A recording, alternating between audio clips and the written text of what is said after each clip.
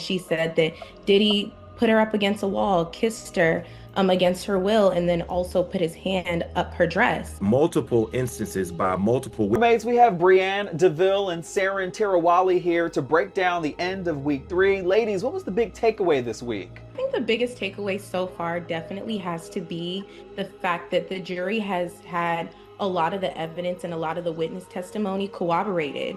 Of course, you are hearing these people say their perspective of a story, but when you hear it multiple times, it makes it a bit more factual to a human being, because if 3 people are saying the same thing, how untrue can it be? So Deontay Nash, for example, spoke about the incident in Cassie's apartment where she got the gash above her head after a physical altercation with Diddy, and spoke about another assistant of Diddy's named Mia, who was also present there. And then when Mia got on the stand, she spoke about the exact same incident, how Cassie and Diddy got into an altercation and she got a gash above her head.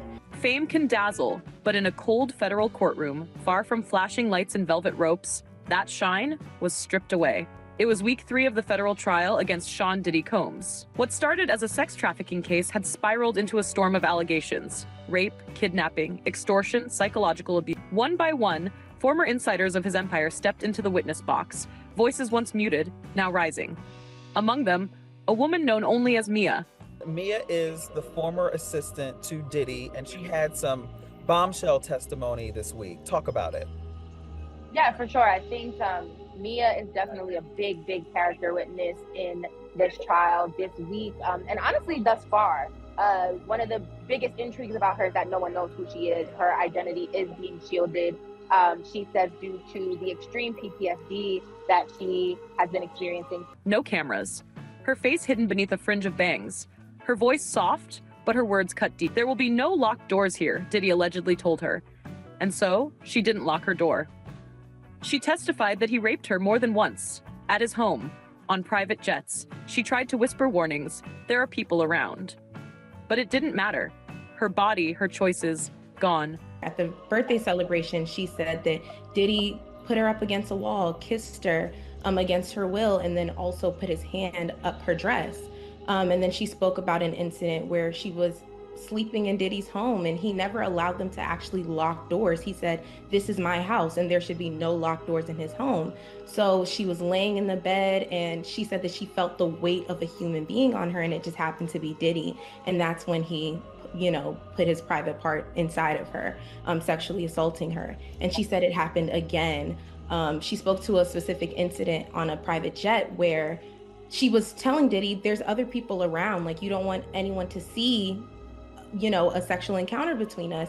And she said that that didn't even stop him. So she spoke a lot to like the coercion and the force, like him saying, she also spoke about like him not being able to he wasn't okay with her leaving without his permission. So she could only leave his home when she was permitted to. She spoke about different instances where he would become irate with her and throw things with her. Controlled by the man who made the rules. Mia spoke of psychological captivity. She was monitored, silenced, punished with rage or silence. Once, after she tried to leave, he allegedly erupted, throwing things, then freezing her out completely. You belong to me, he implied, without needing to say the words. But she wasn't alone.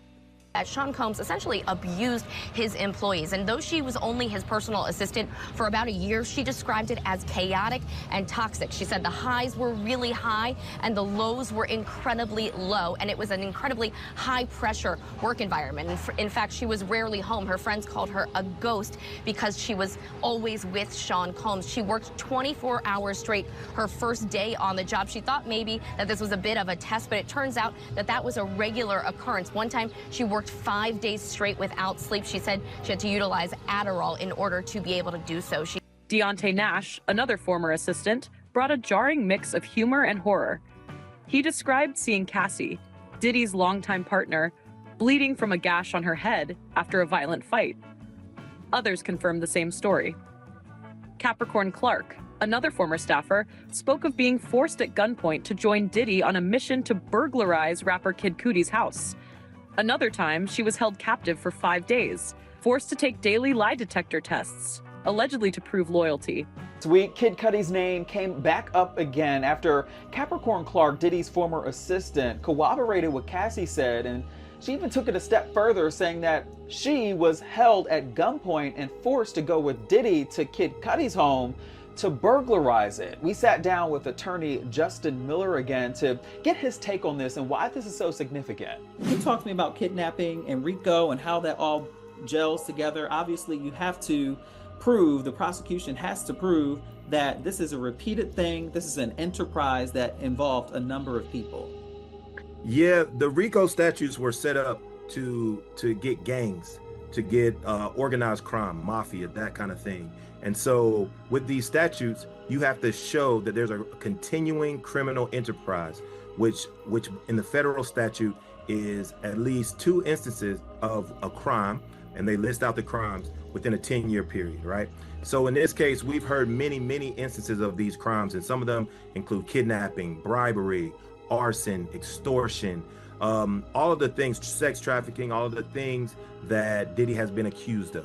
So if they show multiple instances of Diddy doing these things, that he kidnapped Capricorn Clark and she had to stay somewhere for 5 days and take a lie detector test every day and was threatened because of it, and then that's 1. Or it could be 5 if you count each count as a different time. That he kidnapped Cassie, that he extorted any person. Let's just say Cassie's mom. Cassie's mom said that Diddy made her pay $20,000, right? So that the sex tape would not come out. And Capricorn Clark testified also that Diddy was holding the sex tape over Cassie's head directly as well. So if you are telling somebody, hey, listen, if you don't do what I want you to do, I'm gonna do this to you. Well, this is getting into extortion. And extortion is one of the crimes listed along with the others. So they are clearly trying to paint the racketeering picture with multiple instances by multiple witnesses showing Diddy's proclivity to do these crimes, and that they've all been done within, the same 10-year. Then came the tape, a sex tape used as leverage to silence Cassie. It was never shown. It didn't need to be. The threat alone was power enough. Attorney Justin Miller framed it simply: this wasn't just scandal. It was a RICO case in the making. The kind built for organized crime. Patterns. Multiple crimes. A criminal enterprise with one man at the top. Mia didn't just speak for herself. She described moments on islands like Turks and Caicos where she and Cassie ran from Diddy. Not metaphorically. Literally. Running from harm. But the defense came hard. Diddy's lawyer held up photos, videos, posts where Mia smiled beside him, called him mentor, or even best friend. Capricorn Clark and Ventura, Cassie Ventura, went to see Sean Holmes at his Los Angeles homes. Combs, this is after he had broken into Kid Cudi's. Combs was in a robe and underwear and immediately began kicking Cassie. This is right when he's finding out that she'd been allegedly having an affair with Kid Cudi.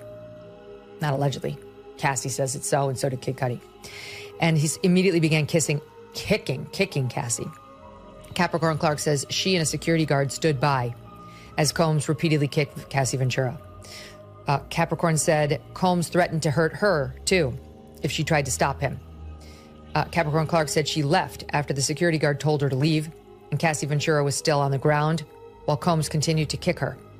Capricorn said she called Cassie Ventura's mom, Regina, as she left, saying, quote, "Please help her. I can't call the police, but you can." Regina Ventura said she would handle it and hung up. Then he asked, "How could you call a man who raped you your best friend?" The question echoed. The courtroom froze. But trauma, the prosecution reminded the jury, is messy. Victims perform loyalty to survive.